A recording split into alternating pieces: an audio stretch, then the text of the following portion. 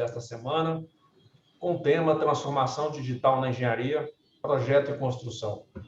Meu nome é Ronaldo Guzmão, eu sou diretor aqui do IETEC. Os nossos convidados são o Arley Costa. O Arley é formado em Engenharia Civil com pós-graduação em Engenharia de Software e atualmente é gerente de Transformação Digital, Engenharia Digital e Inovação na SNC Lavalim Brasil. Ao lado do Arley, nós teremos o Lucas Madergan. O Lucas ele é formado em Ciência da Computação, com pós-graduação em Banco de Dados, e trabalha na área de inovação e processos da Diretoria de Implantação de Projetos da Vale, onde atua com assuntos de inovação, engenharia digital, metodologia BIM e tecnologias diversas para o desenvolvimento e implantação de projetos. Sejam bem-vindos também aos profissionais que estão aqui hoje conosco, dos estados de São Paulo, Rio de Janeiro, Rio Grande do Sul, Pará, Maranhão, Sergipe e Minas Gerais. E também saudação aí aos profissionais da Vale que estão lá na Malásia. Para coordenar o evento, nós vamos convidar o Ângelo Braga. O Ângelo ele é mestre em marketing internacional, engenheiro eletricista, tem MBA em gestão de projetos e análise de sistemas, está doutorando em administração e atualmente é o coordenador do curso de pós-graduação do IETEC em engenharia digital e inovação. Sejam bem-vindos. Obrigado, Ronaldo. Vamos iniciar aqui, então. Eu vou colocar um slide aqui para facilitar a fala inicial. Primeiro, me confirme, por favor, se o meu áudio está bom aí para todos. Se está tranquilo. Okay.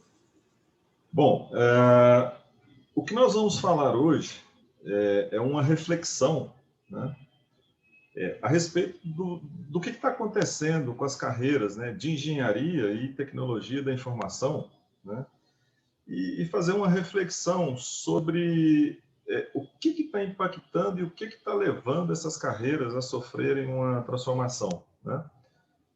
Nós sabemos que isso não está pronto ainda, é um processo que ainda está ocorrendo, né? Um processo que está em evolução, né? E hoje nós vamos falar um pouco disso, né? E vamos falar também qual que é a influência do uso de tecnologia nessas carreiras, né?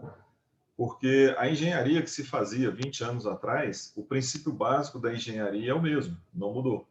Mas a forma como nós desenvolvemos a engenharia, né, implantamos e damos a manutenção também nos ambientes, nos sistemas, mudou, né, com o uso de tecnologia. E vamos abordar um pouco também assim, o que vem aí pela frente, né? O que vai acontecer no futuro próximo, né? Quais são as tendências, o que pode influenciar aí no dia a dia, né, de quem está no mundo da engenharia e da tecnologia da informação. E também, né, dar algumas dicas aí do que os profissionais podem fazer para se prepararem para essas mudanças, né? Porque não são mudanças assim, do ponto de vista técnico, muito simples, né? São mudanças complexas que envolvem tecnologia, envolvem inovação e envolvem também o conhecimento daquela pessoa que está ali naquele mundo. Então, eu coloquei aqui algumas tecnologias, né? Big Data, Analytics, Data Science, IoT, IA, Machine Learning, RA, RV, BIM, Cloud Computing, cibersegurança, Digital Twins, robôs autônomos, integração de sistemas, né? Isso aqui são as tecnologias que nós temos disponíveis, né? Mas o equívoco de muito profissional e de algumas empresas também, esse equívoco consiste no seguinte: então vamos pegar essa tecnologia e vamos começar a usar, né? E não é assim, né? O fato de você ter a tecnologia não significa que o seu problema está resolvido e que você possa fazer de um jeito diferente, né? É necessário dois pontos e que nós vamos abordar aí com o Arley e com o Lucas, né? Que é a mudança de mindset, ou seja, as pessoas precisam pensar de um jeito diferente hoje em dia, está mudando, né? A gente não pode pensar como pensávamos 10 anos atrás, né? Então esse jeito tem que mudar. E os próprios modelos de negócio das empresas também precisam ser adaptados, né? Então não adianta eu pegar a tecnologia, colocar lá e dizer, ok, está maravilhoso, vamos testar e vamos ver se funciona, né? E muita empresa faz isso e, ao final, ela diz, realmente deu errado, não funciona, essa tecnologia não é boa.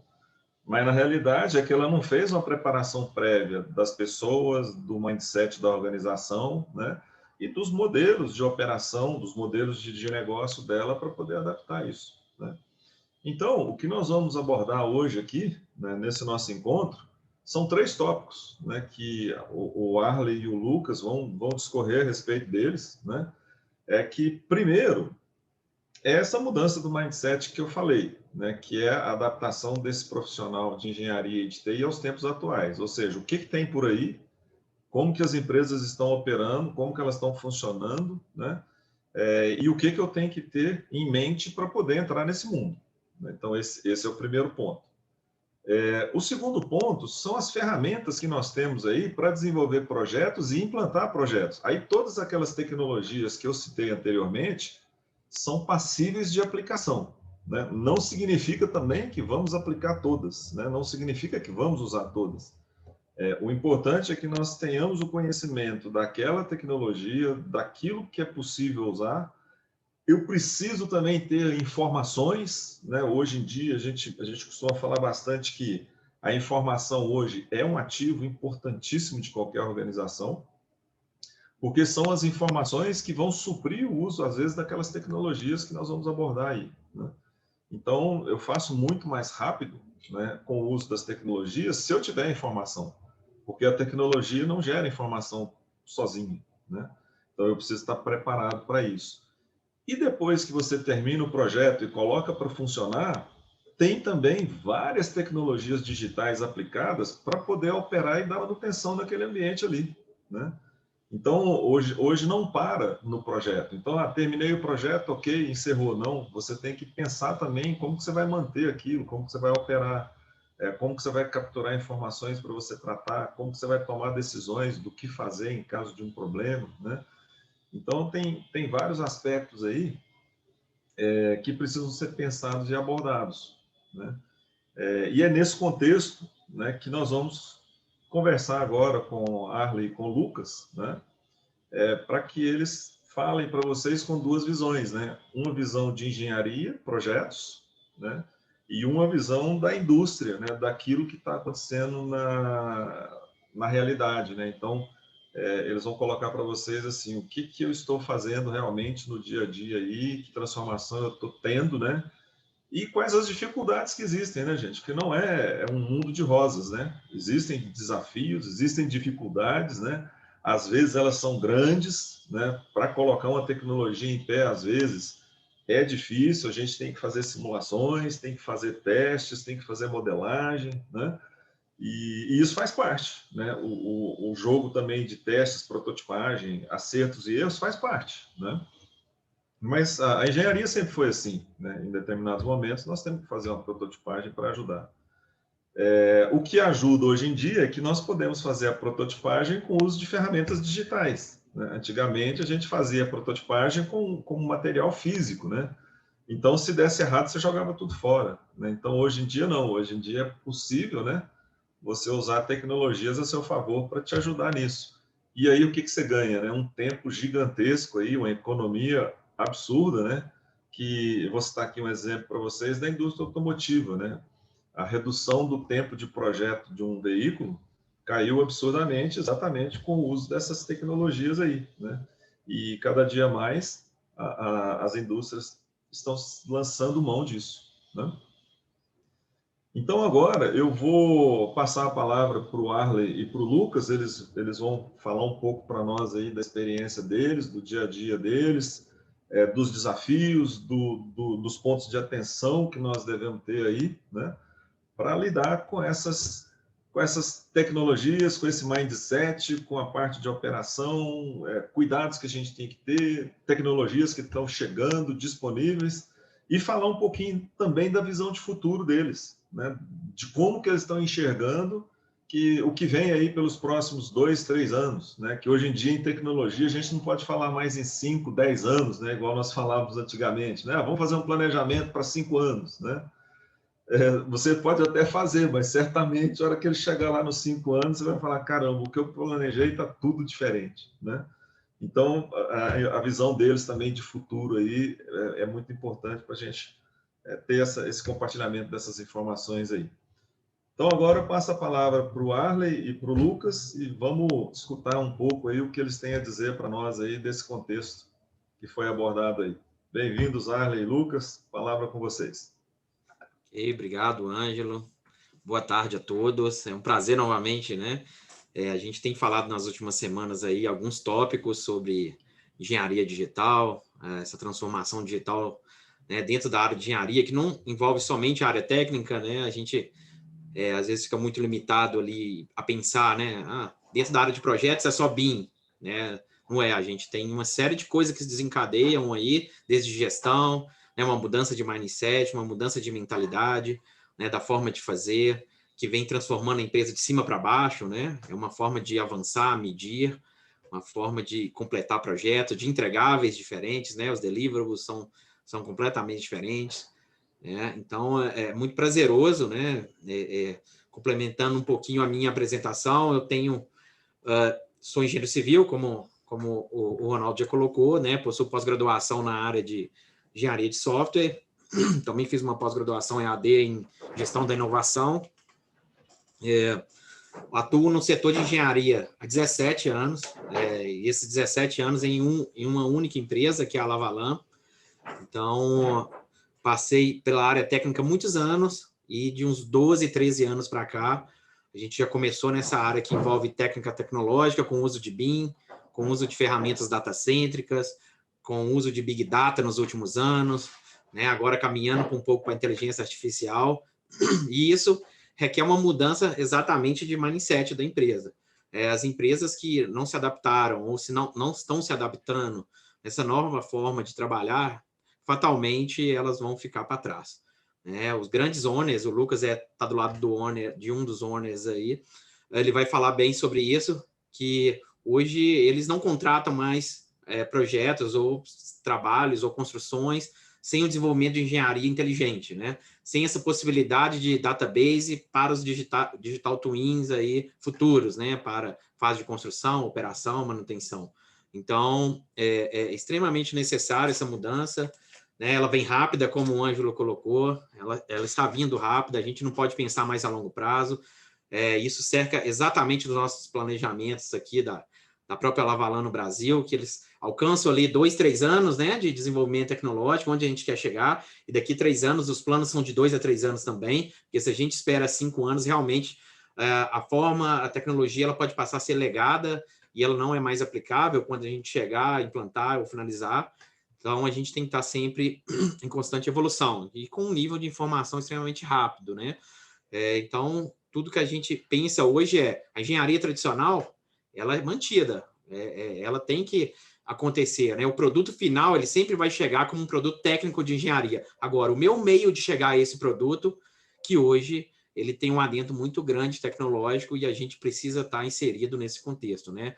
Eu falo com um engenheiro hoje, dentro da área de projetos, principalmente, que não tem um entendimento tecnológico, um entendimento básico de engenharia digital, pelo menos para a gestão, ele está começando a ficar incapaz de estar dentro de uma empresa de projetos de engenharia, né? Se não conhecer pelo menos um pouco da engenharia digital e como isso desenrola os processos, procedimentos, formas de trabalho, entregáveis, né, avanços de engenharia. É um processo transformador que realmente necessita de uma mudança de filosofia. Correto, Lucas?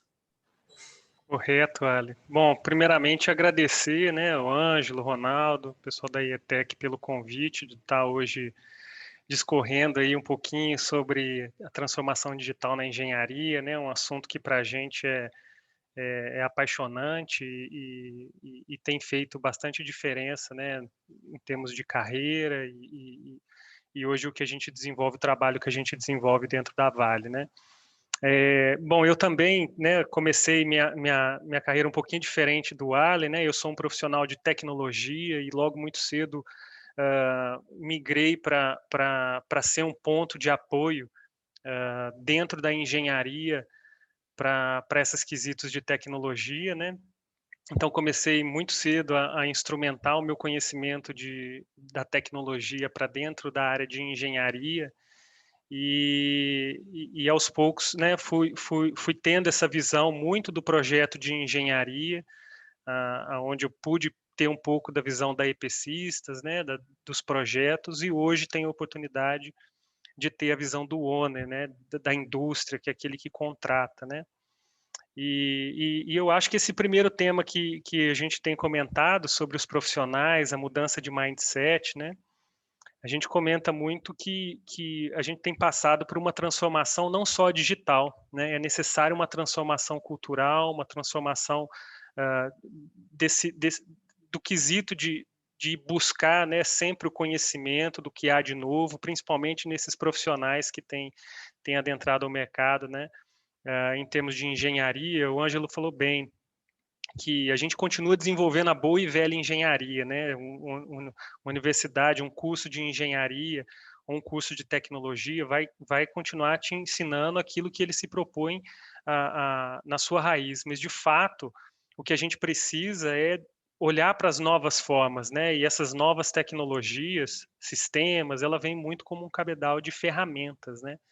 Associado aí sempre uma ferramenta, ela tá associada a melhor desenvolver um trabalho que era desenvolvido antes, né? De forma manual, né? Trazendo mais produtividade, trazendo muito mais precisão no resultado, né? Então hoje a gente fala muito nesses termos, que a gente passa por uma transformação não só digital, mas uma transformação cultural também, né? Onde o indivíduo está no centro, né? As pessoas estão no centro. Esse aprendizado, né?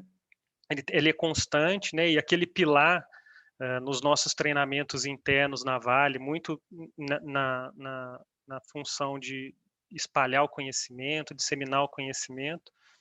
As pessoas fazem parte desse tripé vencedor, né? Aquele pessoas, processos e ferramentas, né?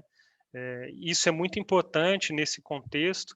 E aqui do nosso lado da visão do owner, a gente tem trabalhado muito intensamente nessa divulgação da informação, né? Dentro da Vale nós temos o nosso portal de projetos, onde a gente tem aí pelo menos parte do conhecimento ali do que é metodologia, as metodologias inovadoras, né, como o BIM, metodologias como a WP, treinamentos internos para os profissionais da área de projetos que atuam nessa visão do owner, né? Temos também redes técnicas, enfim, temos feito workshop junto com as empresas de engenharia que atende a Vale, né? Principalmente mostrando essa direção, né? O Arley falou uma coisa que é essencial. É um caminho que não tem mais volta, né? Assim, toda a qualidade, toda a excelência que essas ferramentas agregam nos projetos de engenharia e o desenrolar dela até as outras fases, né, de construção, comissionamento e depois até na operação, ela se inicia no projeto, né? Tudo isso se inicia no projeto. E o desenvolvimento dela, ela tem que começar correto, né? Tem que começar. E hoje a gente sente, né, da nossa visão do owner, o quão difícil de ir para o mercado e conseguir profissionais, primeiramente, que atuem nessa área, como é um item muito novo, né? É algo que a gente está agregando 2 conhecimentos, né, de engenharia e tecnologia, e buscar no mercado players capazes, né, de desenvolver projetos de capital, projetos de menor porte, de engenharia, utilizando essas ferramentas.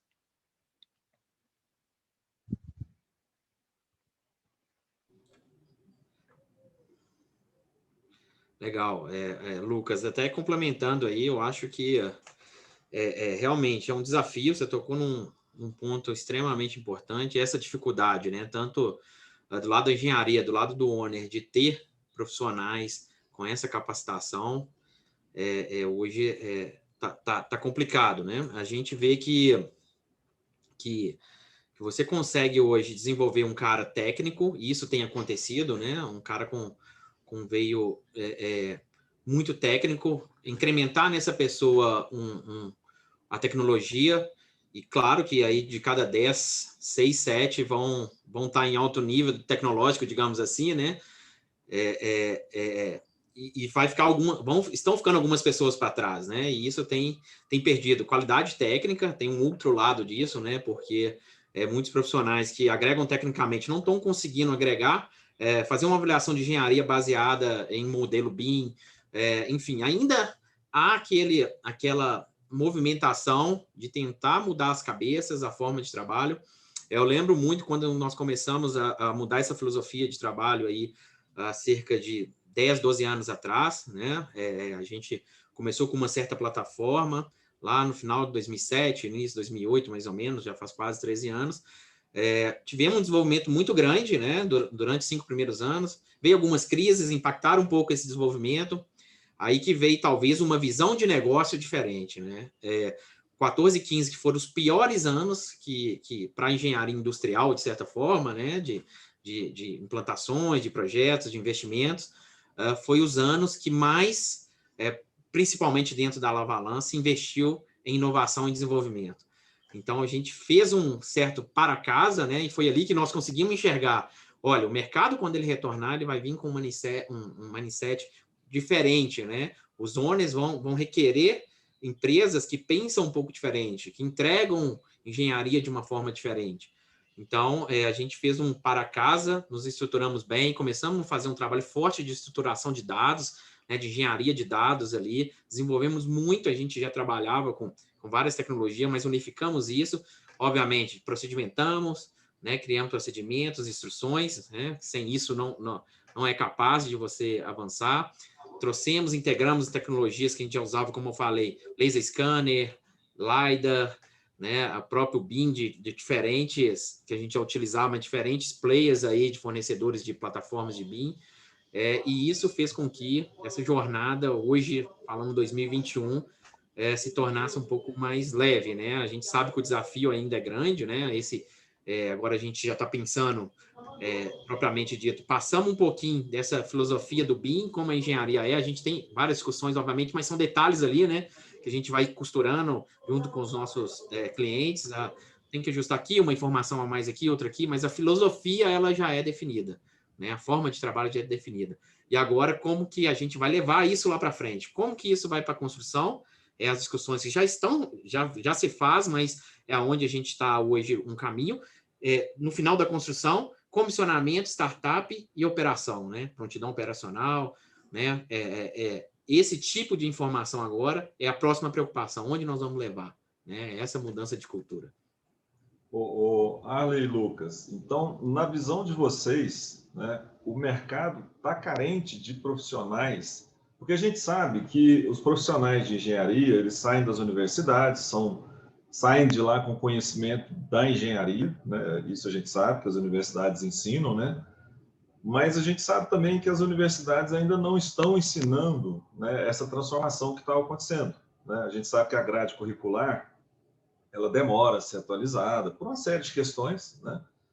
E às vezes essas pessoas chegam aí no mercado, ou até mesmo os que já estão no mercado, né, e não se atualizam. Vocês sentem essa dificuldade de ter uma pessoa pronta, né, uma pessoa com os conhecimentos de engenharia, obviamente, porque precisa ter esse conhecimento, isso não vai mudar nunca, né?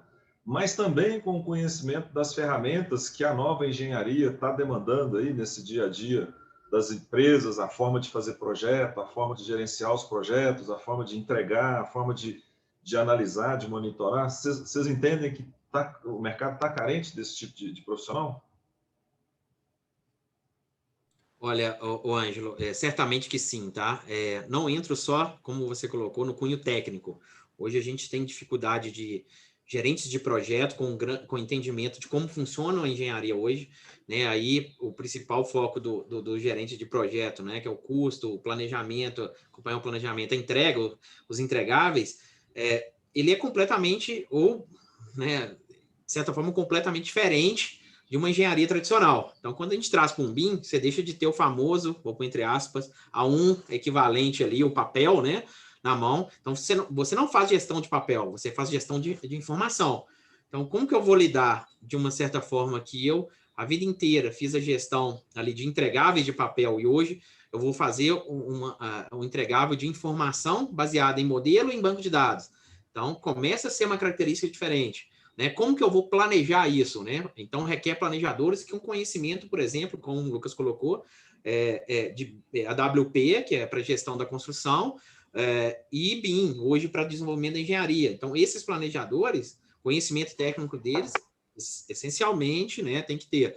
Mas hoje a aplicação disso e como discorre um projeto é diferente, né? Isso vai mudar até no Doc Control, até no controle de documento, né? As emissões não são mais por papel, não são mais baseadas em arquivos de modelos. Às vezes você está mandando um banco de dados, você entrega metade do seu projeto dentro de uma pasta, simplesmente, né? Uma pastinha ali eletrônica que está aí num database Oracle, mais aquela informação.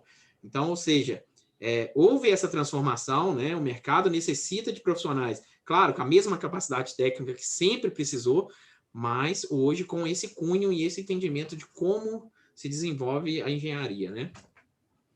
Concordo também plenamente, né? Os profissionais ainda saem das universidades sem essa bagagem, né? De como a tecnologia tem afetado as diversas áreas e, como a gente está conversando aqui, principalmente a área de engenharia. Um pouco dessa questão dos processos, né? Essencial, né? Os planos de trabalho, os processos de desenvolvimento das equipes serem com esse mindset, né? Da engenharia diferente do que a gente faz na engenharia tradicional ou convencional, né? E eu acredito muito que essa transformação que vem acontecendo, da mesma forma que a gente saiu da engenharia da prancheta e foi para o computador, né, dentro de um AutoCAD, dentro de um MicroStation, hoje a gente sai dessa engenharia puramente analógica, 2D, para ter essa visão tridimensional, né, essa visão tridimensional aonde eu trago para dentro do mundo virtual aquilo que vai ser construído no mundo real. Então, a gente fala muito de modelagem, né? Quando eu tenho um evento de modelagem, por exemplo, de uma tubulação, dentro de um ambiente desse, de um sistema que comporta modelagem 3D, não é uma linha que eu estou desenhando. Eu estou desenhando realmente um tubo que vai ser construído lá na frente, né? Eu estou modelando um tubo que vai ser construído lá na frente. Consequentemente, o papel ele sai em função desse modelo 3D, né? Então, essa questão dos deliverables que o Alec falou é importantíssimo, que antigamente eu estava em cima dos deliverables e entregando o A1 equivalente, né?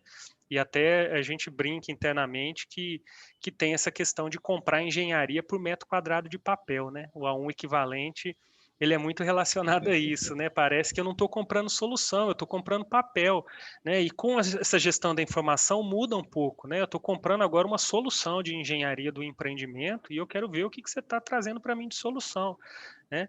Então, hoje, dentro dos nossos processos da engenharia, e o Ali sabe bem disso, a gente faz uma sessão multidisciplinar, né, denominada Design Review, onde a gente coloca lá todos os engenheiros, convidando engenheiros até da operação, da manutenção, né, para ver o modelo 3D que eles vão operar no futuro. O que está acontecendo no projeto, toda essa questão de não só de operação e manutenção, mas também de segurança do profissional, eles estão ali vendo na prática o que é aquele modelo 3D que vai se tornar um empreendimento, né? Com um avatar caminhando pelo modelo 3D, discutindo, será que é ergonômico eu abaixar debaixo de um determinado local para abrir ou fechar uma válvula manual, né? Discutindo questões de ergonomia, operabilidade, manutenibilidade, né? Então, de fato, a gente tem mudado muito. E o papel, vem quando? Eu preciso emitir o papel, ele é importante? É importante porque ainda tenho do outro lado o meu cliente, que é a construção, as empreiteiras, todas as empresas que estão do lado da construção, que ainda necessitam do papel, e aos poucos eu acho que o modelo vai invadindo também, né? Já invade hoje pela parte de planejamento, né? A própria metodologia AWP, que é o Advanced Work Packaging, uma metodologia para você aproximar o Lean, né, a manufatura, né, em Lean, que a gente aplica na manufatura dentro da construção, ela já vem muito associada com o BIM, né, para essa gestão, principalmente da obra e ataque do plano da construção. Então, é essencial essa mudança também dos processos, né? Além, a gente comentei no início das pessoas, dos processos e dos sistemas, né? Então, esses processos estarem bem definidos e assim, de fato, pela nossa ótica do Owner, e o Ali está aí pela ótica da empresa de engenharia, nesses 12 anos, 10 anos que a gente tem, 10, 12 anos que a gente tem aplicado essas metodologias, foi muito rodando o PDCA, né? Não tinha plano de trabalho ainda desenvolvido, a gente ia, ajustava e eu acho que hoje, pela maturidade que a gente já tem, tanto da visão, né, pelo menos da Vale, do Owner, e a gente tem experiências trocadas com a equipe da Petrobras, né, esses sistemas, a utilização da modelagem 3D vem muito do óleo e gás, né, eles têm esse requisito da tubulação forte, a mineração tem muito voltado para equipamentos, né? Então a maturidade, principalmente para a parte de tubulação, no óleo e gás, vem há mais tempo sendo usada e a gente tem essa troca de experiências e o quanto que desses 10 anos amadureceu bastante o mercado, ainda óbvio, precisamos caminhar mais, né? Principalmente desenvolvendo os menores players. A gente está falando aqui de uma Vale, de uma SNC, que são grandes, né, companhias aí, multinacionais, mas também tem os pequenos players, né? E eu acho que, principalmente, falta de mais profissionais, tanto para os grandes quanto para os pequenos players hoje no mercado, seja de engenharia, seja de Owner. Com certeza. E nessa linha, Lucas e Ana, que vocês mencionaram, né? Então, vamos falar um pouquinho de tecnologia agora, né? Do relato de vocês até o presente momento, então nós já podemos dizer que realidade virtual, realidade aumentada, né? Que são essas novas tecnologias aí que chegaram, né? BIM, né? Isso hoje já é uma realidade da engenharia, correto? Ou seja, o engenheiro hoje que vai fazer um projeto e quer ver como que ele está funcionando na prática, ver se vai dar certo, através de simulações, né, de ferramentas que permitem que ele simule aquela planta ali, talvez até um digital twins também, isso tudo já é uma realidade, não é verdade? O que vocês acham a respeito disso? Eu queria o depoimento de vocês aí, nessas tecnologias, né, RA, RV, digital twins, e falar um pouquinho do que é isso, né, para o pessoal entender o que é isso, como que se aplica e em que contexto eu aplico e o que ganho que eu tenho com isso, né? É um negócio bem interessante. Eu queria ouvir um pouco vocês aí nesse sentido. Basicamente, assim, a gente tem digamos, um portfólio tecnológico que a gente, de certa forma, o Lucas deve concordar, que a base dele, basicamente, é o BIM, né? É o modelagem 3D. Aí, a partir dessa informação de modelagem, a gente parte. Essa modelagem da informação, né? O próprio nome diz aí, o BIM, que é o Building Information Modeling, além do modelo 3D, a modelagem também da informação, né? Então, a gente partindo aí desse produto, a gente tem aquele modelo 3D construído, a gente vai caminhar pela realidade virtual e realidade aumentada, né? Que é o famoso RA/RV. A gente incrementou, propriamente dito, essas tecnologias deve fazer de RA e RV, principalmente RV, fazem cerca aí de 5, 6 anos já, né? A gente tem salas de realidade virtual, a gente tem 3 escritórios no Brasil, a gente tem sala de realidade virtual em cada escritório, né? Hoje, obviamente, a gente em casa, nós não estamos conseguindo usufruir né, dessa tecnologia para análise de engenharia, propriamente dito, né?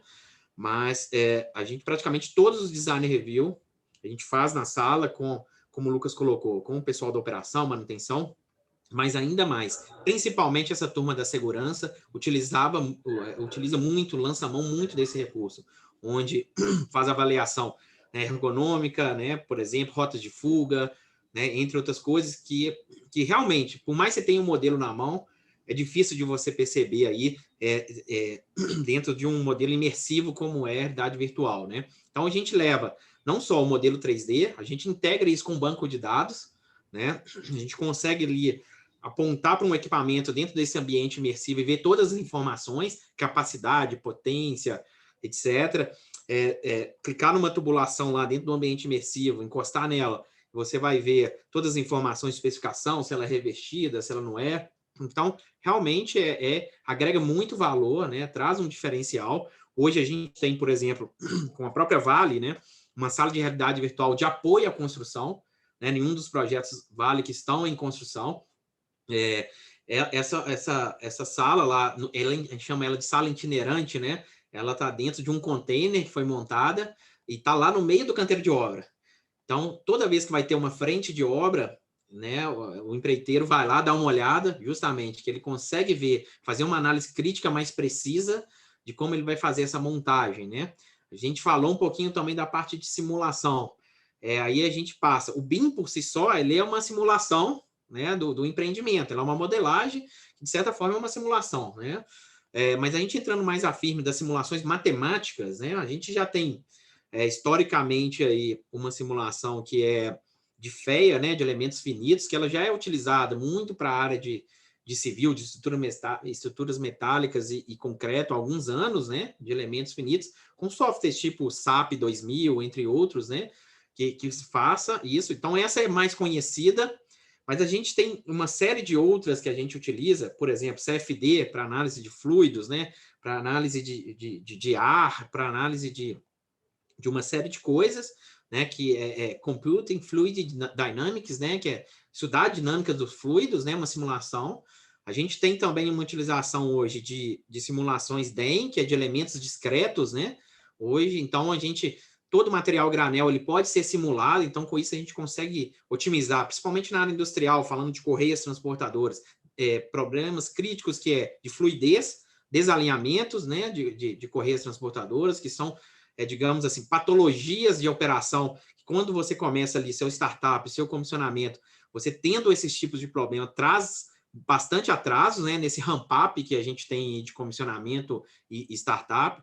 Então, você ter essa possibilidade de simular isso antes e já mitigar esses riscos, né, durante a fase de engenharia, é espetacular. Simulações de processos, dinâmicas de processo, né, então você consegue dar inputs ali de entradas de materiais, fazer o intertravamento de instrumentação, fazer toda a sua modelagem ali do seu circuito, seja de, por exemplo, moagem, peneiramento, entre outras, e obter resultados que a gente viu em últimos anos aí que a gente conseguiu ter grandes resultados com esse tipo de simulação, de projetos que a gente teve que incrementar prensas em projetos, entre outros equipamentos, ou retirar equipamentos que, às vezes, pela simulação dinâmica, nos mostrou que estava sobrando, né? O equipamento, o resultado estava muito positivo, a gente conseguiu enxugar e baratear essa implantação.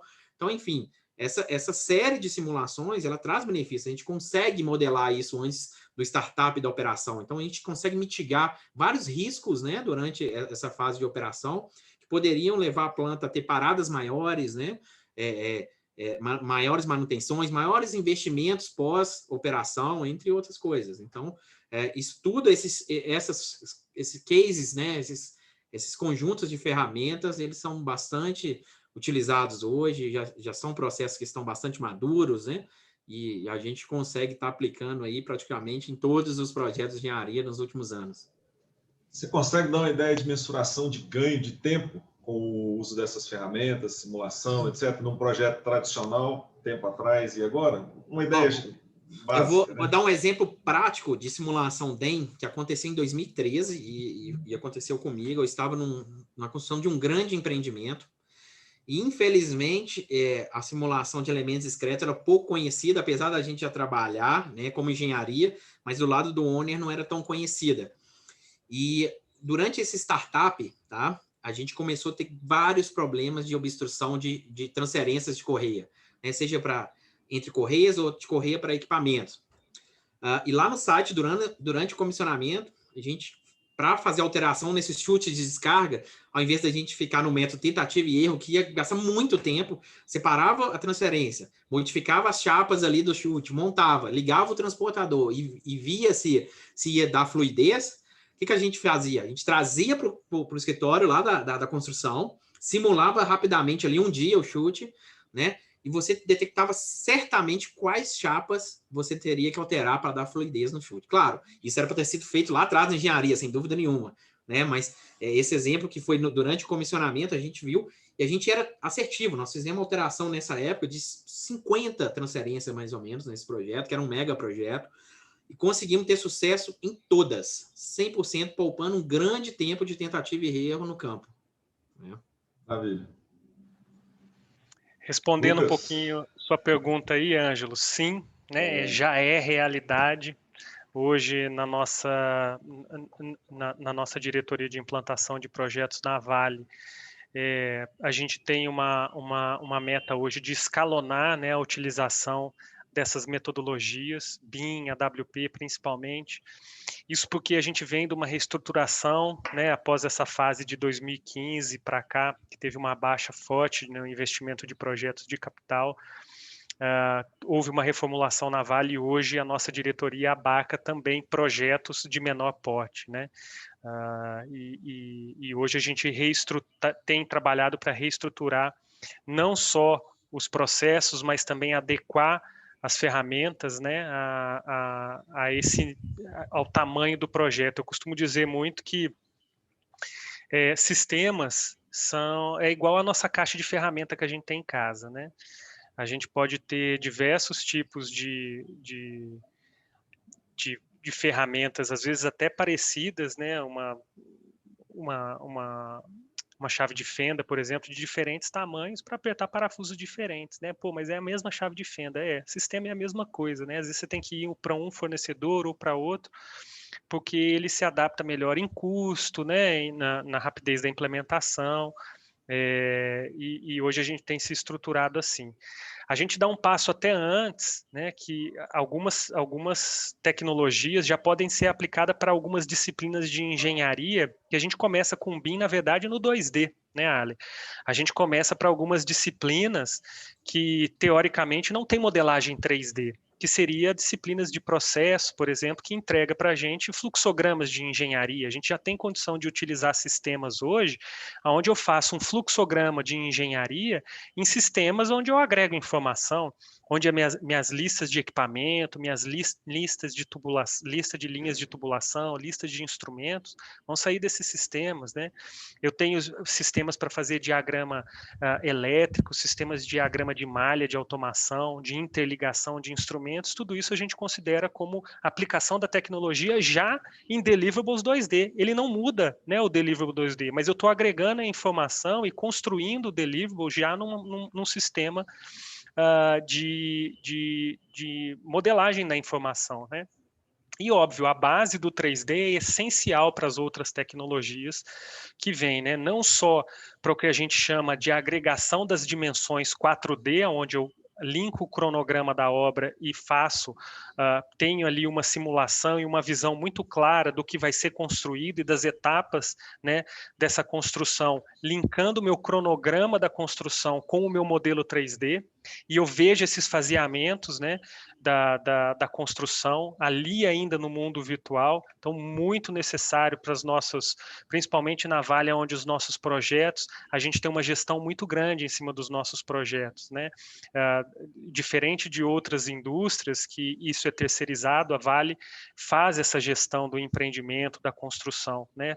Também a parte de comissionamento integrando, a gente tem iniciativas hoje de fazer o comissionamento integrado junto com a modelagem 3D, e aí a gente vai, né, para a parte ainda temos um desafio grande para ainda conseguir linkar custos, né, principalmente pelos processos, né, a gente vem trabalhando esses processos, hoje a gente conseguiu já dar um passo, e nos nossos projetos temos trabalhado bem a questão da gestão visual da construção, que é o BIM 4D, temos um desafio ainda para conseguir a parte do BIM 5D muito nessa parte de reestruturação de processos, mas temos algumas iniciativas que passam pelo BIM 6D, com análise de sustentabilidade, né, utilizando até como exemplo, simplesmente a parte de terraplanagem, aquela camada mais rica do solo, utilizando para outras áreas de reflorestamento nos nossos projetos, né?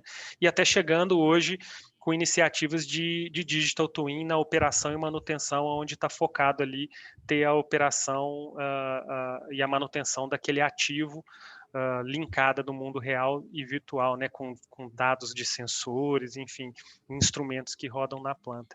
E essas outras tecnologias que são aplicadas em desenvolvimento de projetos, como realidade aumentada, realidade virtual, o Arley falou bem, hoje a gente, inclusive, tem um dos projetos que a gente aplica a realidade aumentada na construção, nós fizemos um escaneamento a laser após a terraplanagem do projeto pronta.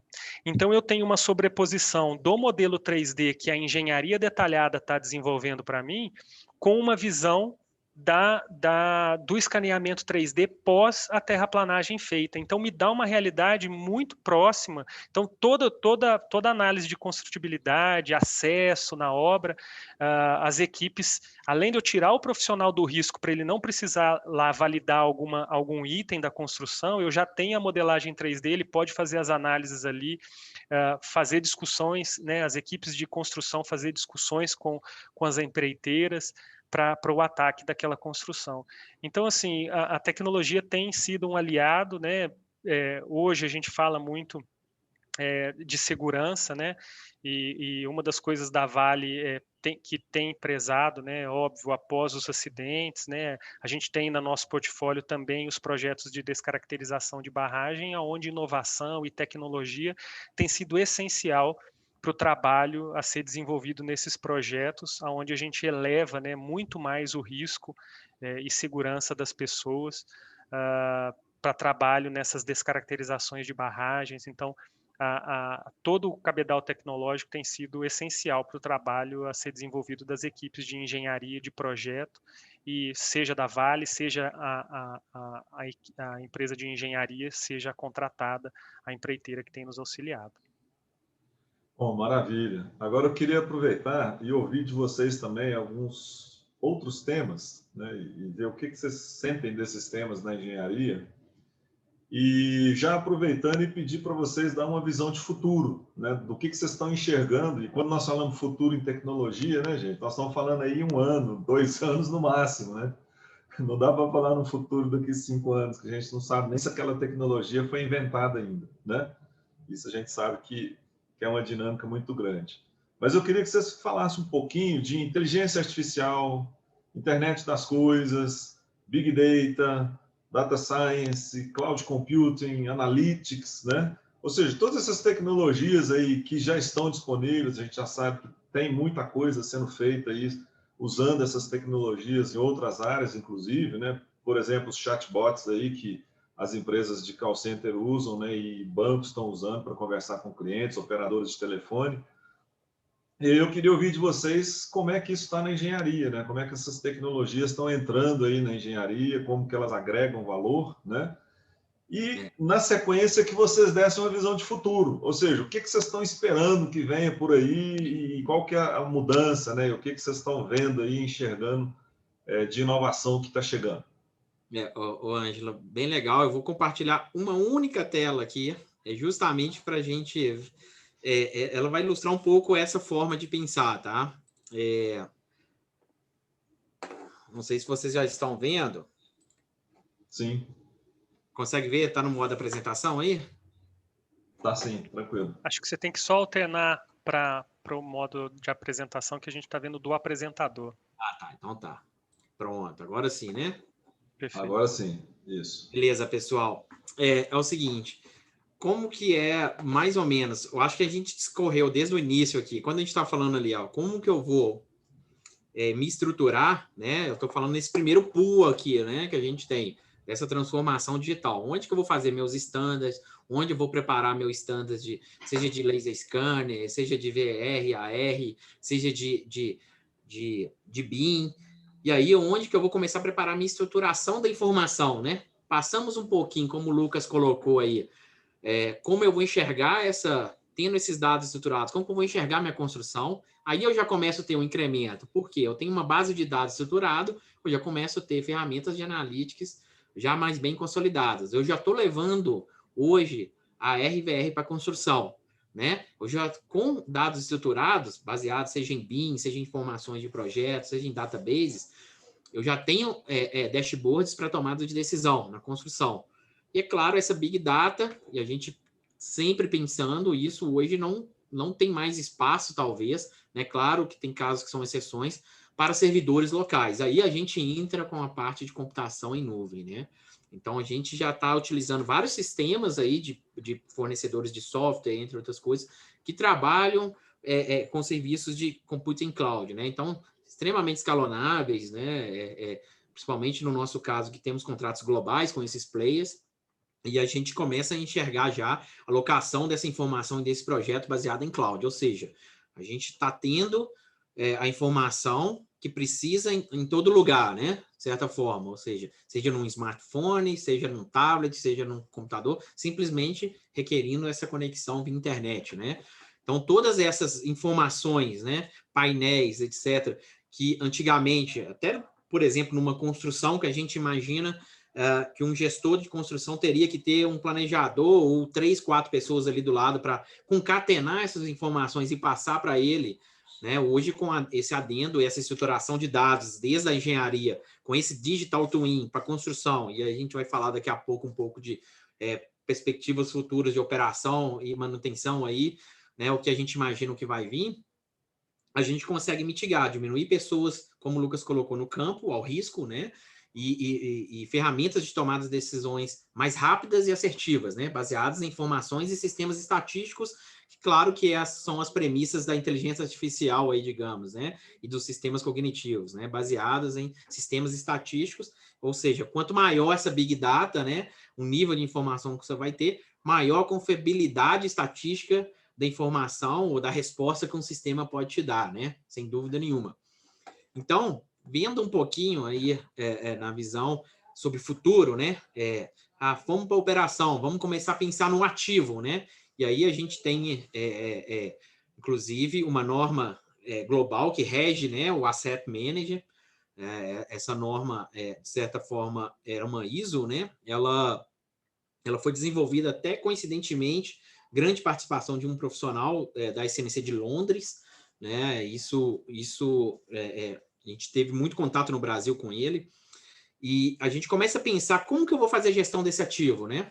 Ou seja, aí teoricamente, o meu segundo digital twin, né? Ou seja, agreguei a informação da engenharia, levei ela para a construção, e aí eu tenho uma massa de dados cada vez maior do que veio da construção, e como a gente imagina que vai levar? Aí é uma perspectiva, né, da forma que a indústria está hoje, é um pouco mais futuro, né? Para sistemas autônomos, né? Toda essa interligação, como o Lucas colocou ontem, em instrumentos de operação, né? Enfim, não necessitar tanto mais do operador no campo para fazer checagens, o próprio sistema ali, por exemplo, de um instrumento, de um britador, né? Um equipamento de britagem, seja ele de uma planta industrial, das falhas que aconteceram nos últimos 3 anos, né? Dos níveis de temperatura que foram alterados nos últimos 2 anos. Então, o próprio sistema vai pegar todas essas informações, né? Anexar com todas essas informações que veio desde a época da engenharia e vai conseguir fazer sistemas estatísticos que vão prever falhas, né? Que estão prevendo falhas, né? Então, ou seja, a possibilidade desse britador parar daqui a 15 dias é de 80%, mas por um problema de temperatura, um problema de rolamento desgastado, um problema, seja outro qualquer, um desgaste de uma mandíbula que seja, enfim, de um revestimento, entre outras coisas. Então, o futuro a gente imagina muito próximo isso, né? Toda essa informação que está sendo elaborada, essa Big Data que permeia pelo Digital Twin, né? Pelas essas fases de engenharia, construção e passando para operação e, obviamente, da manutenção do ativo, ele vai ser extremamente útil nessa integração para a gente conseguir fazer preditivas, né? E você ter uma gestão mais assertiva desse ativo, né? Seja ele um equipamento, seja ele um cabo, seja ele um instrumento, seja ele qual for, né?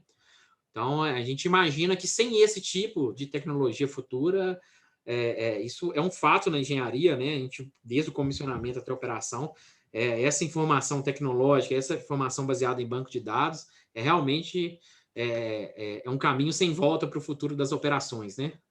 Realmente, isso vai trazer economia, previsibilidade, né? Diminuição de profissionais ao risco, ao campo, né? E uma operação mais autônoma, né? Sem dúvida nenhuma. É isso que a gente imagina, tá?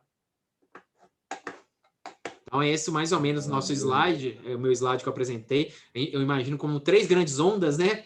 Que a gente fala aí, 3 grandes pools, né? Esse primeiro, como a gente vai mudar a engenharia baseado no incremento tecnológico, isso levando para a construção, tem mais alguns incrementos, isso tudo que vem, como ele chega até a operação, manutenção do ativo, ok?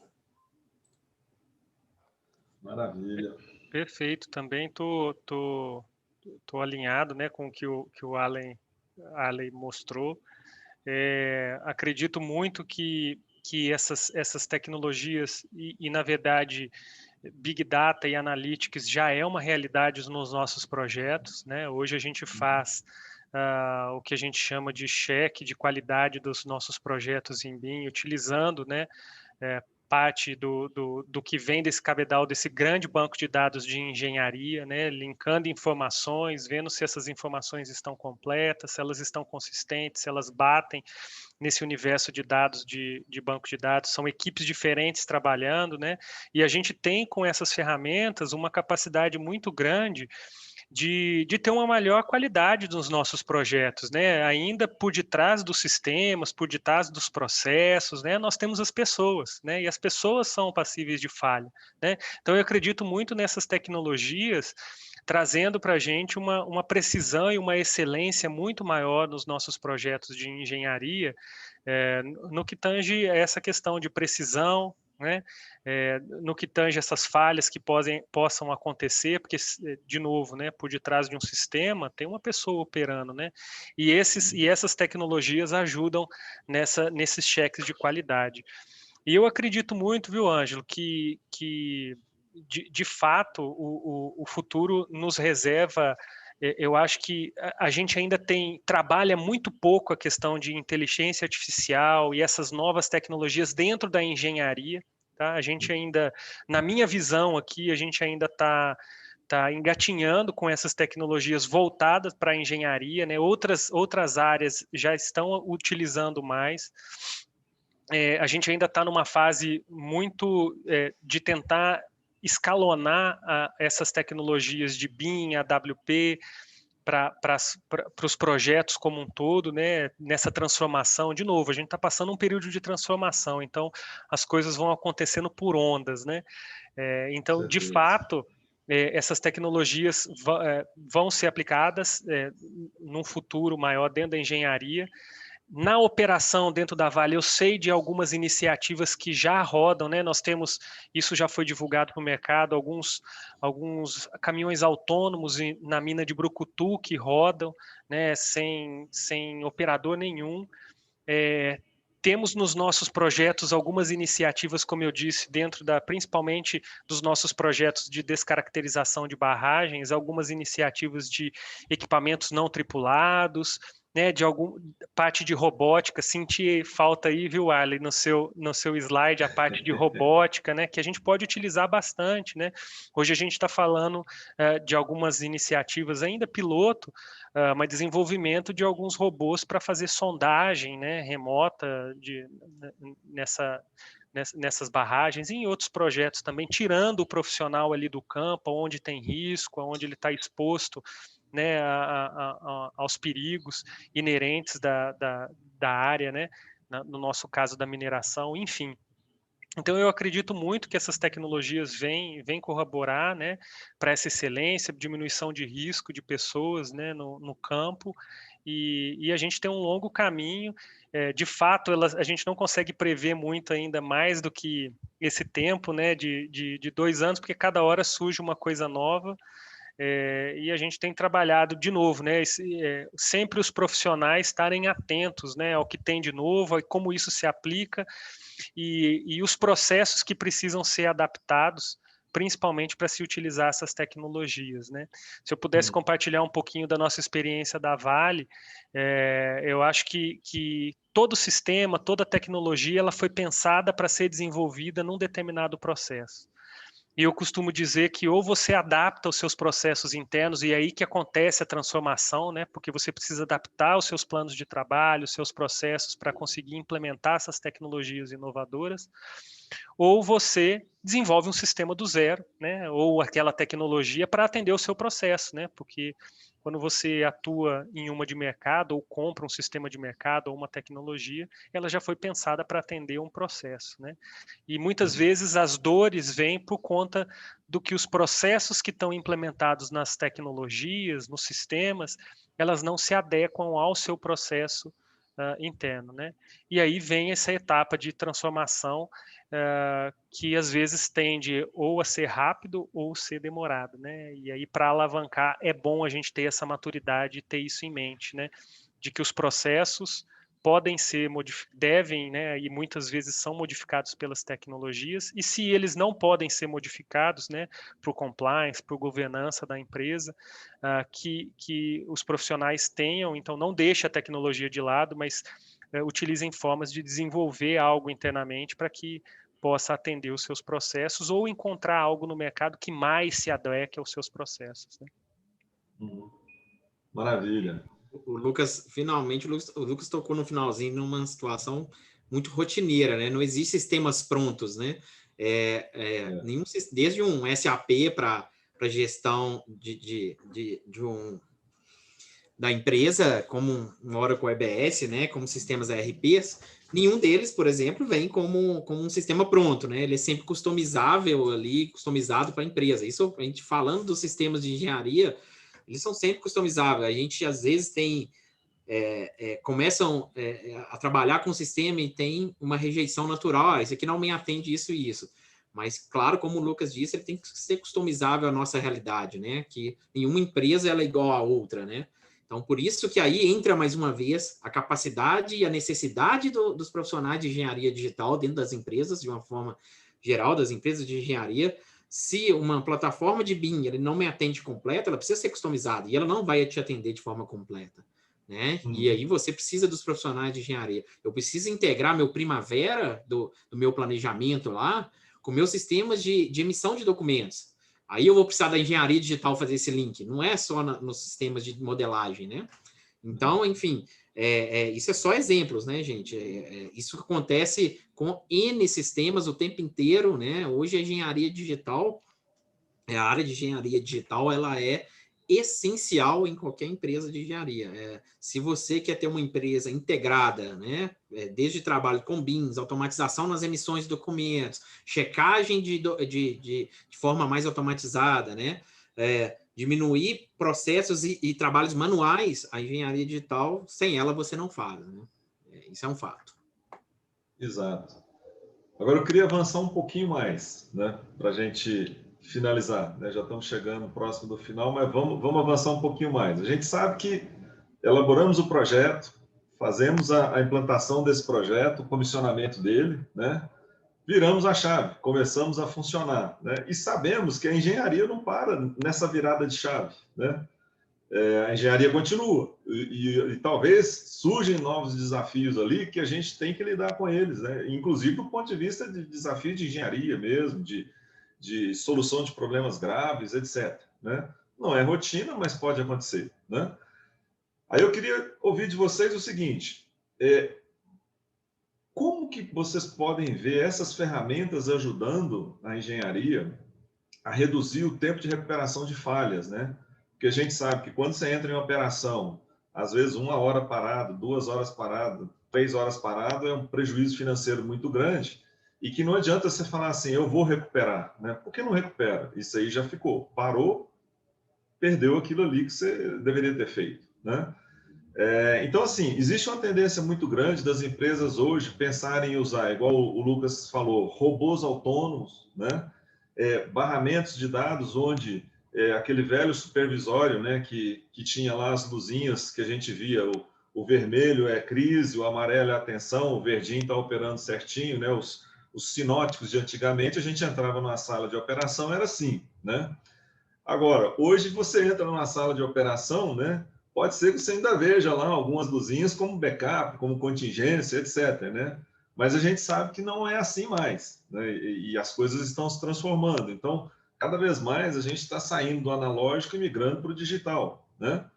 Então, eu queria ouvir de vocês o seguinte, que tecnologias estão chegando aí do ponto de vista de planejamento de engenharia para fazer a gestão, para fazer a monitoração desse ambiente, né? E para fazer com que o tempo de recuperação de falhas seja o menor possível para conseguir dar valor aí para o negócio da empresa e continuidade das operações, né? Então, eu queria ouvir vocês um pouquinho falando sobre isso aí para a gente finalizar o assunto, né? Eu até dividiria, Ângelo, em 2 partes isso, tá?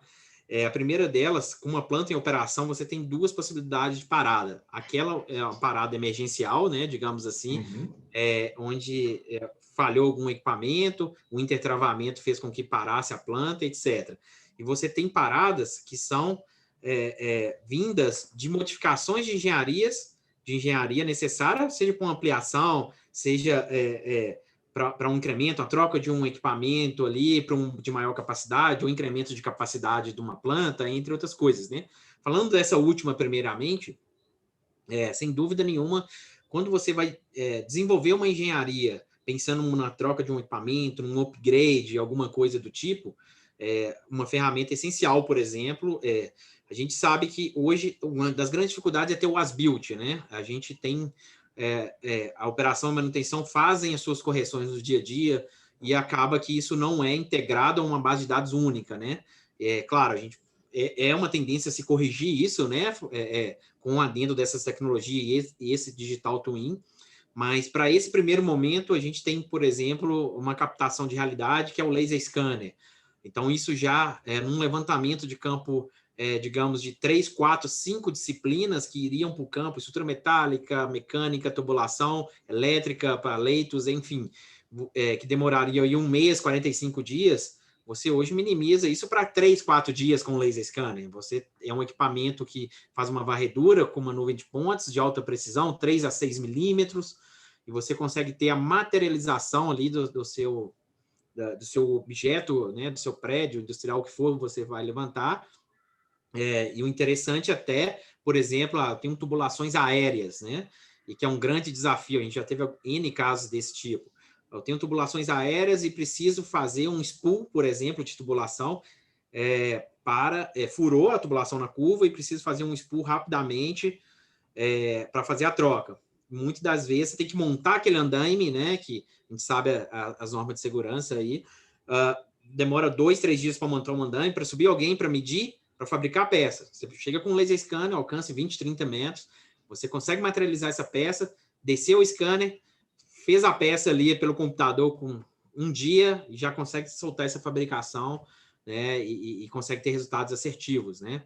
Então, assim, falando nesse primeiro passo, quando a gente olha para paradas, né, pensando para ampliação, etc., e de um upgrade da planta, a gente tem esses tipos de ferramentas, né, o próprio lidar, né, com levantamentos topográficos, né? Hoje a gente tem cases aí de casos de levantamentos topográficos que demorariam 4, 5 meses, baseado em tecnologias lidar, passaram a 4, 5, 6 dias, né? Isso foi objeto, no primeiro caso, eu lembro, foi objeto até de desconfiança, né? Porque ficou um pouco inacreditável que era capaz de dar uma precisão, mas sempre fiz com 4 meses, porque vem aqui uma semana, os mesmos dados topográficos estão na minha mão, né? Então, enfim, criou-se essa desconfiança, mas isso realmente, olha, leva segurança não tripulado, né? Obviamente é uma aeronave não tripulada, com uma tecnologia baseada em laser que penetra em vegetação. Então, ou seja, diminui risco, diminui uma série de coisas, e não necessariamente eu consigo continuar, de certa forma, operando, né? Se tiver algum risco ali, sem precisar ter paradas, né? Então, também é uma solução que traz confiabilidade aí, uma tecnologia que traz confiabilidade, né? E aí, paradas inesperadas, né? Obviamente, a gente volta muito nesse conceito de, olha, tem uma Big Data, né? Essa Big Data tem que ser incrementada, obviamente, com sistemas baseados em tomadas de decisões, inteligência artificial, né? Baseado em informações de dados de instrumentos, né? Então, ou seja, quando eu começo a fazer sistemas estatísticos de instrumentos para prever falhas, a gente tem a possibilidade de prever paradas, né? Então, ou seja, historicamente, o que acontece hoje nas operações é que eu vejo que tem a falha quando o meu instrumento me avisa, né? Está havendo uma falha, e possivelmente essa falha vai acontecer, já aconteceu e seu equipamento já está parando.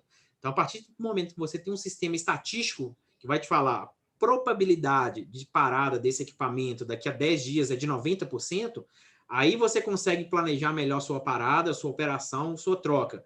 Isso é interessante porque muitas das vezes você trocou um tipo de equipamento ou trocou um tipo, um componente qualquer, um rolamento, e colocou esse equipamento para rodar, mas talvez um rolamento, né, de um outro equipamento do lado que você poderia aproveitar, ou da sequência dele de processo, que você poderia aproveitar e ter trocado, você não observou isso, porque você não tem um sistema desse que detecta e prevê falhas estatisticamente, né?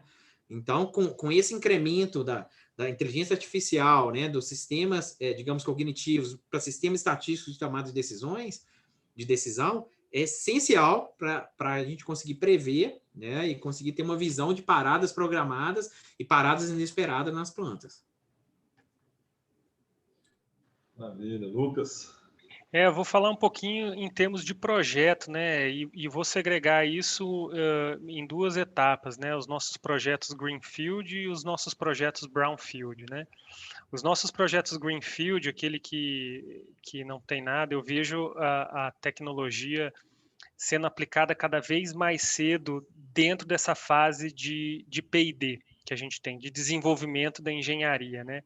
Eu acredito que hoje um trabalho que a gente tem feito muito associado à qualidade dos nossos projetos de engenharia e que aonde o nosso cliente é a operação, para esses projetos Greenfield, a primeira coisa que eu preciso garantir para ele é que o que eu estou desenvolvendo como solução, ele atenda aquilo que foi planejado no escopo do projeto, né? No nosso caso, em projetos de mineração, que ele atenda principalmente as capacidades, os ramp-ups que foram estipulados na fase de projeto, né? Então, eu acho essencial aonde a metodologia BIM, metodologia AWP seja gasto um tempo maior ali dentro da fase de P&D e essas tecnologias venham a ajudar bastante para que a gente tenha uma precisão maior para desenvolver um projeto onde ele seja mais preciso com relação àquilo que eu vou entregar para a operação. Esse no quesito de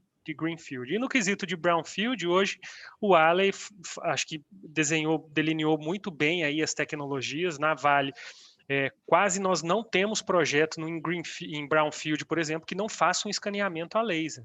Né? Isso porque você tem um risco muito grande de entrar dentro de uma operação sem ter essas tecnologias sendo aplicadas ali na fase de engenharia.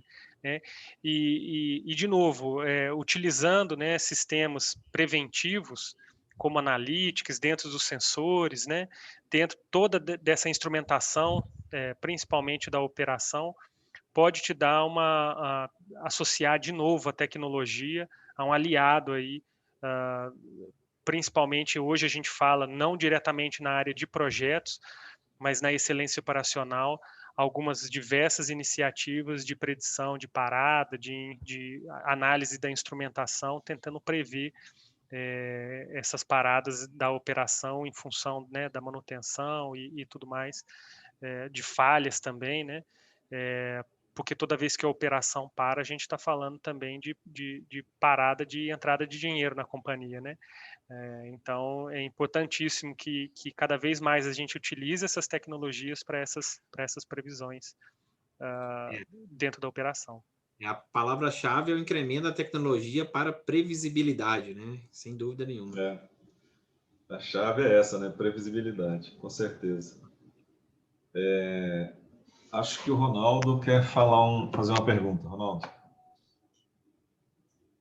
Bom, eu fui presidente da Sociedade Mineira de Engenheiros nos últimos 3 anos e enfrentamos uma dificuldade gigante com relação às pequenas e médias empresas de engenharia. E toda vez que a gente associa a palavra engenheiro ou profissional de TI, ele sozinho não é nada. Ele está associado a uma empresa de engenharia ou a uma empresa de tecnologia da informação. E quando a gente vê, né, 2 empresas do tamanho da Vale, do tamanho da Lavalan, falando que tem dificuldade de encontrar bons profissionais, você imagina pequenas e médias empresas. Qual que seria, do seu ponto de vista, o caminho dessas pequenas e médias empresas de engenharia, que têm um conhecimento muito bom da engenharia conceitual, mas que estão atrasadas tecnologicamente do ponto de vista de engenharia digital? Ou se um caminho poderia ser essas empresas adquirindo as famosas startups, as startups que estão aí de inteligência artificial, pequenas empresas de inteligência artificial, mas que não têm um conhecimento da engenharia, do conceito da engenharia, ou a experiência da engenharia. Qual que é o caminho que vocês, né, veem para que tenha aí o desenvolvimento das pequenas e médias empresas de engenharia? Ronaldo, falando um pouquinho antes do Lucas aí, eu acho que você tocou num assunto que é essencial aí, justamente o que eu iria colocar. Quando a gente teve a crise 2015, né, 14, os escritórios de engenharia, de uma forma geral, estavam muito vazios, né? E eu, pessoalmente, que tenho formação nas duas áreas, né, de engenharia, vim da área técnica de engenharia e sou um apaixonado por tecnologia, me despertou muito isso lá naquela época, né? Eu participei de muita startup, né? De como pensar um pouco diferente, de como incrementar, trazer, né, essa filosofia tecnológica para dentro da engenharia. Nessa época, eu conheço muito o professor Zaidan, contato com ele, que eu estava fazendo um curso na época com ele e fomentou um pouco, algumas outras pessoas no meio de startup. Eu acho que é o caminho para pequenas e médias empresas. As startups hoje ela tem uma capacidade de desenvolvimento tecnológico, ela não tem talvez a instrução, né, voltada para engenharia, e isso, claro, do lado da empresa de engenharia vai ter, né, o olhar técnico, onde ele quer chegar, né, o que ele precisa de produto, e aí a startup vai conseguir, de certa forma, materializar isso, né? Eu acho que é um ótimo caminho. E é claro, obviamente, né, profissionais, digamos, hoje a gente já vem, né, apesar da engenharia, a experiência ela te traz um diferencial muito grande, né, a engenharia ela tem essa característica hoje, o profissional engenheiro propriamente dito, com título, ele não, de certa forma, não quer dizer muita coisa, né, para um cara ter um diferencial, a experiência conta muito, aquilo que ele passou, né, eu passei muitos anos em construção, passei muitos anos em projetos, isso cria um diferencial para o profissional, mas a gente vê que tá vindo uma safra de profissionais, né, que estão tendo um início de incremento técnico, mas já vem de uma formação mais tecnológica, né? A gente vai pegar engenheiros aí de 35 anos para baixo, já tem esse cunho um pouco mais tecnológico. São raros aqueles que não têm. Claro, a predisposição para ter tecnologia não quer dizer que o cara vai vai chegar no nível high-end pensando tecnológico. Mas essa geração que veio aí de 35 anos para baixo, com certeza é uma geração talvez que vai conseguir adaptar mais fácil a essa transformação cultural e digital, né? E as startups, sem dúvida, também é um caminho de apoio para essas empresas. Ô, Ronaldo, eu acredito muito no poder aí das startups também, né? Muito linkado aí, tentando alavancar essa questão da tecnologia para as empresas. Eu acho que é uma saída.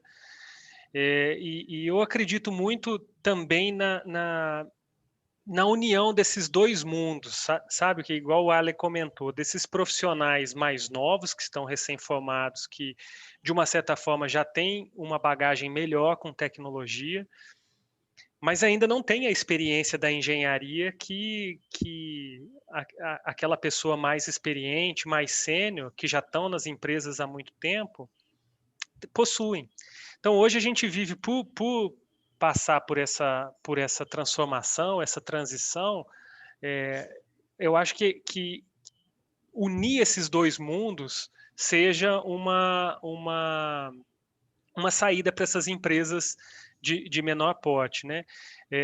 Eu acredito muito no desenvolvimento desses profissionais ainda sem um conhecimento tão profundo da engenharia, recém-formados, né? Então, eu posso dizer aqui da experiência que nós temos na Vale, principalmente na questão de estagiários, trainees, que tem esse mindset, né? Formando esses profissionais para a utilização desses sistemas, dessas tecnologias aplicada à engenharia, né? Seja o profissional da área de engenharia, formado em engenharia, ou seja, o da tecnologia que queira instrumentar o seu conhecimento para a área de engenharia, tem um campo enorme. E também eu acredito muito que hoje não é difícil, né? A gente tem algumas iniciativas igual da IETEC, já fazendo, né, um trabalho mais estruturado, e também o conhecimento hoje ele está muito mais acessível, né? A gente tem todos esses ferramentais e uma diversidade muito grande de cursos online, então parte um pouquinho da busca do profissional em relação a esse conhecimento, né? Eu acho que o principal despertar é esse, né?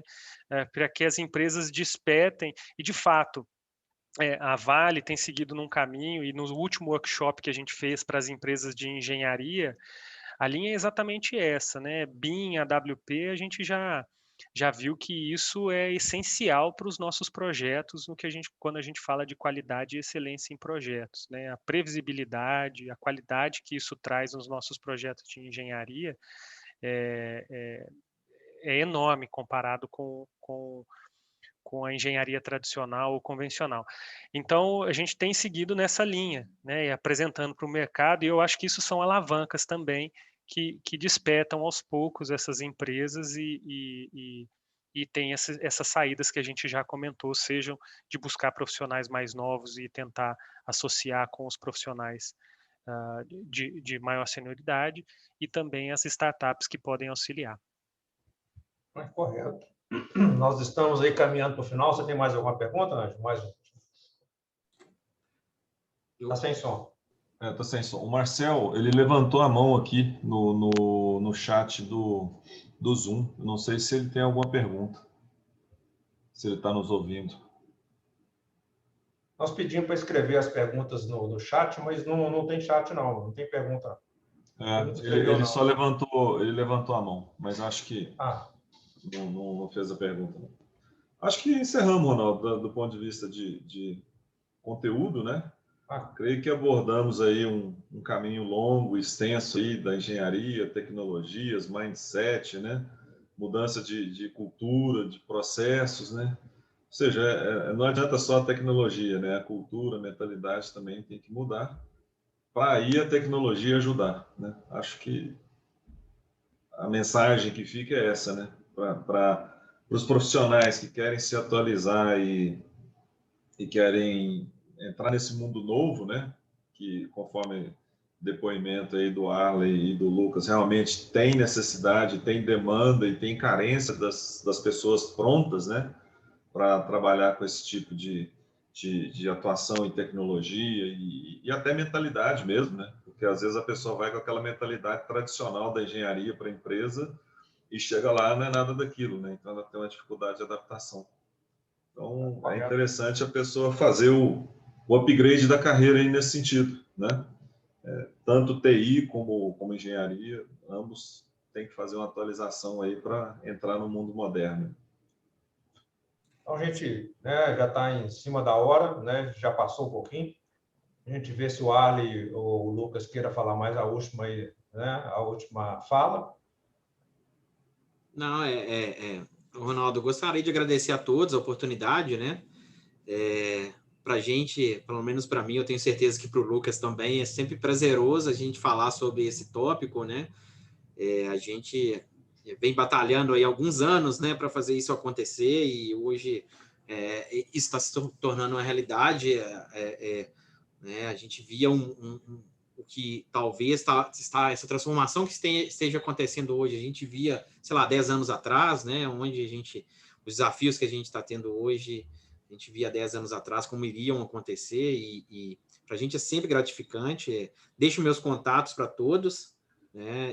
LinkedIn, Arley Costa, pode entrar em contato comigo se precisar bater papo sobre esse assunto aí. A gente, conforme as agendas, a gente consegue aí, deixo à disposição para quem precisar conversar sobre, né? Eu acho que o curso que vai iniciar do IETEC é bastante interessante nessa área, né, de engenharia digital.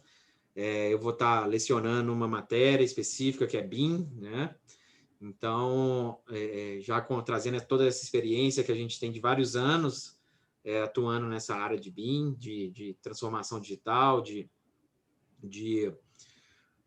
trazendo a tecnologia para dentro da engenharia, e vou estar à disposição aí para ajudar a todos, tá? Deixo meus contatos. Novamente, obrigado, Ângelo, obrigado, Ronaldo, obrigado, Lucas, pela parceria mais uma vez, né? E vamos em frente, pessoal. Obrigado. Gostaria de agradecer também, Ronaldo, Ângelo, pela oportunidade de estar discorrendo sobre o assunto, né? O assunto também que a gente atua no dia a dia, apaixonante, fazemos isso dentro da Vale e em outros fóruns com grande prazer. E faço votos aí, né, que a gente tenha profissionais cada vez mais qualificados para adentrar essa área, né, atuar nos nossos projetos de engenharia, de novo, trazendo aí maior excelência, maior qualidade com o uso das tecnologias dentro dos nossos projetos, sejam projetos, né, industriais, sejam projetos voltados na ordem mais civil, e agradecer novamente. Contem conosco aí, o que vocês precisarem, estaremos à disposição para falar mais sobre o assunto. O IETEC que agradece o Arley, o Lucas e o Ângelo, né, pela disseminação do conhecimento. Essa é a nossa missão, né, disseminar o conhecimento. É importante que a gente faça isso.